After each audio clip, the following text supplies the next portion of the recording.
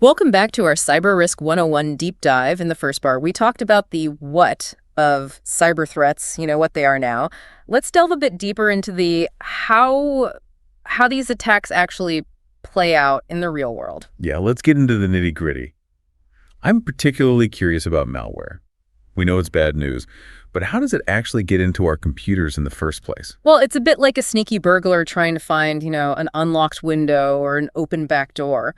One of the most common ways malware infiltrates your system is through those tempting email attachments we all get. The ones promising free prizes or urgent account updates. Or those. I must admit, sometimes curiosity gets the better of me. How can just opening an email attachment be so dangerous? Well, it's all about deception. These attachments often contain malicious code disguised as harmless files. Once you open them, the malware is unleashed like a Trojan horse, and it can quickly spread through your system. So it's not enough to just be wary of suspicious links. We also need to be careful about opening attachments, even if they seem to come from someone we know. Absolutely. Hackers can spoof email addresses, making it look like a message is coming from a trusted source. Always double-check the sender's address, and if you're unsure about an attachment, it's best to err on the side of caution and delete it. Okay. Deleting suspicious attachments. Noted. But what about those vulnerabilities we talked about earlier? How do hackers exploit those to get malware into our systems? Think of software vulnerabilities as cracks in your computer's defenses. Hackers are constantly searching for these weak spots, and once they find one, they can use it to deliver malware. So it's like finding a loose brick in a wall and using it to pry open a bigger hole. That's a great analogy, and just like with a physical wall, it's important to patch those vulnerabilities as soon as possible. Software updates often contain security patches that fix these weaknesses, so keeping your software up to date is crucial. Okay, so update, update, update. I'm starting to see a pattern here. But let's move on to phishing. We talked about how it's all about deception. But what are some specific tactics that phishers use to trick people? One common technique is called spear phishing, where attackers target specific individuals or organizations with highly personalized emails. They might use information gathered from social media or other sources to tailor their messages, making them seem even more convincing. So it's like they're doing their homework to create a more believable scam. Exactly. They're crafting emails that are designed to appeal to your specific interests or concerns. Another tactic is whaling, which is spear phishing on a bigger scale, targeting high-profile individuals like CEOs or government officials. Wow, so they're going after the big fish. It sounds like these phishing attacks can be incredibly sophisticated.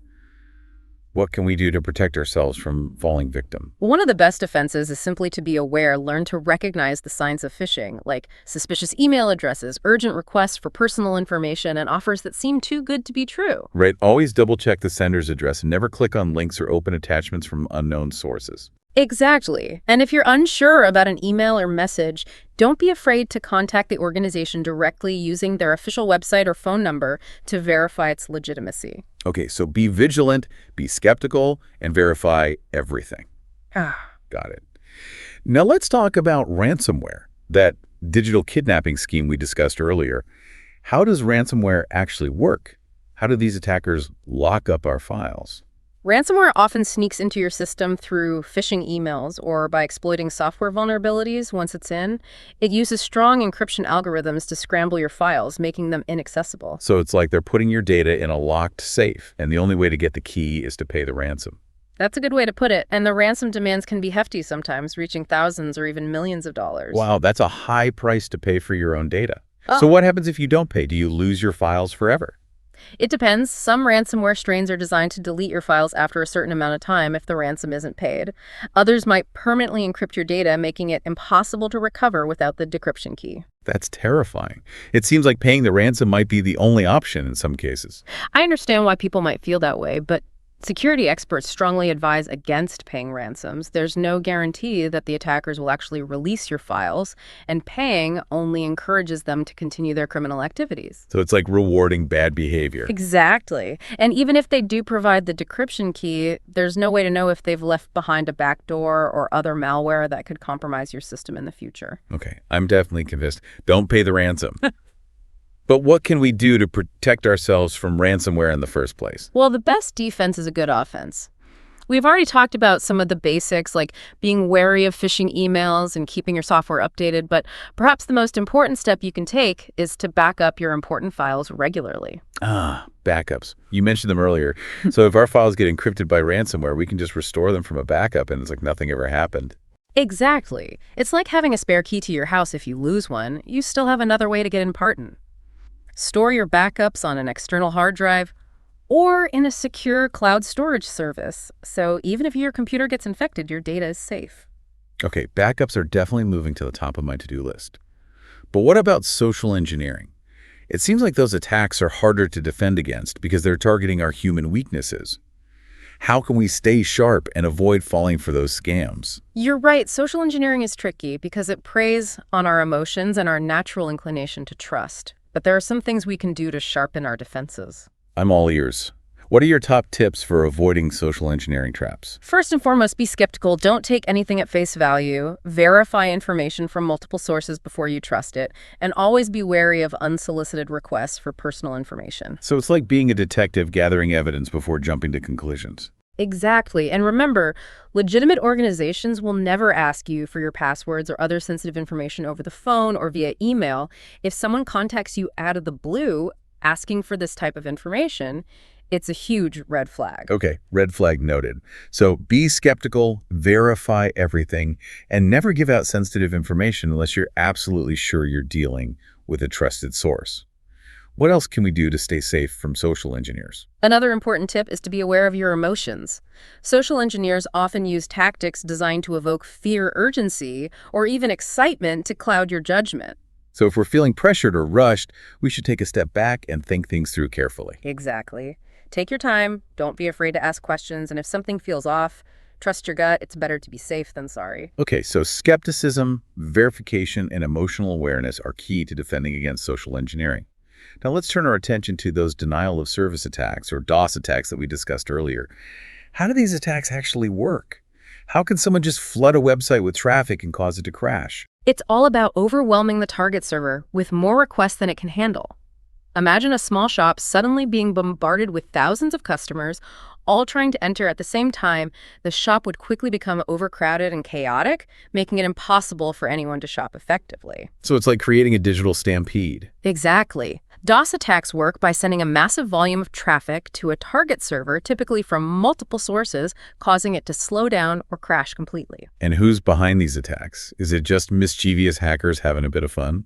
While some DOS attacks might be motivated by pranks or mischief, many are carried out by cybercriminals with more malicious intent. They might use DOS attacks to disrupt businesses, extort money, or even cover up other cybercrimes. So it's like using a smoke screen to distract while they're doing something else. Exactly. And the consequences of DOS attacks can be significant for businesses. They can lead to lost revenue damage to reputation and disruption of critical services for individuals. They can mean frustration and inconvenience, especially if they rely on the targeted website or service. Wow, those DOS attacks sound pretty serious. So how do you stop someone from just flooding a website with traffic?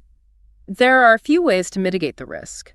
One common approach is to use firewalls, which act like security guards for your network, filtering traffic and blocking anything suspicious. Another strategy is to use intrusion detection systems that monitor for unusual patterns of traffic. So it's like having a security system that alerts you if someone's trying to break in. Exactly. And for websites that are particularly vulnerable to DOS attacks, there are specialized services that provide DDoS protection. DDoS stands for Distributed Denial of Service, which is a more sophisticated type of DOS attack that uses multiple computers to flood the target. So it's like having a whole army of security guards protecting your website. Precisely. These DDoS protection services can absorb the massive traffic flows generated by DDoS attacks, preventing them from reaching the target website.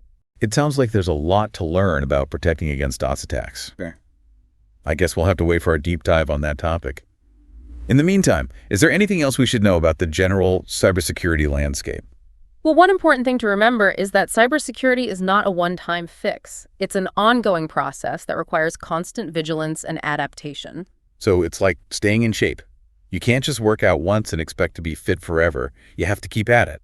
Exactly. You need to stay informed about the latest threats, update your software regularly, and adopt good cybersecurity practices. This has been incredibly insightful. I'm starting to understand just how complex and ever-changing the world of cybersecurity is. Before we wrap up part 2 of our deep dive, is there anything else you want to leave our listeners with today? We've uncovered some of the tactics attackers use, but the journey to cybersecurity awareness doesn't end here.